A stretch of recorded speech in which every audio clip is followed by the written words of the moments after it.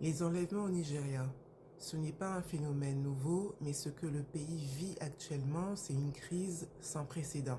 Nigeria has suffered 2 mass school kidnappings in just 1 week. The most recent saw more than 300 children and staff attacked, making it one of the worst mass kidnappings in the country's history. So why are children being targeted in Nigeria?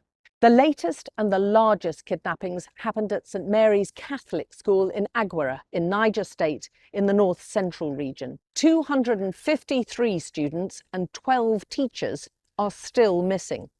Gunmen kidnapped girls and boys aged between 10 and 18 years old. Je t'explique. Les enlèvements ont commencé à augmenter dans les années 90 à 2000, surtout dans la région pétrolière du Delta. À l'époque, des groupes armés enlevaient des travailleurs pour obtenir de l'argent ou pour faire pression sur le gouvernement. Mais tout bascule en 2014 avec l'enlèvement de 276 filles de Chibok par Boko Haram. C'est le début d'une nouvelle ère, les enlèvements massifs d'élèves et de civils. Depuis 2020, la crise explose.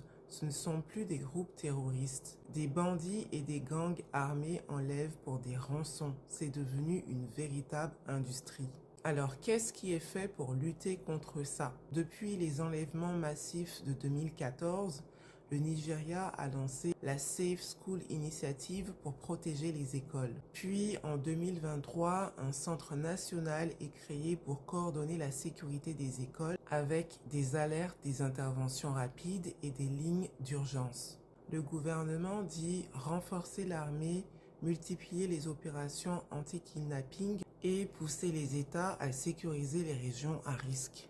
Malheureusement, beaucoup d'écoles restent sans protection, le financement est insuffisant, la coordination est lente et les arrestations restent rares. Résultat, la peur continue, surtout dans le nord du pays. Selon toi, le Nigeria peut-il mettre fin à ces enlèvements de masse? Dis-le moi dans les commentaires.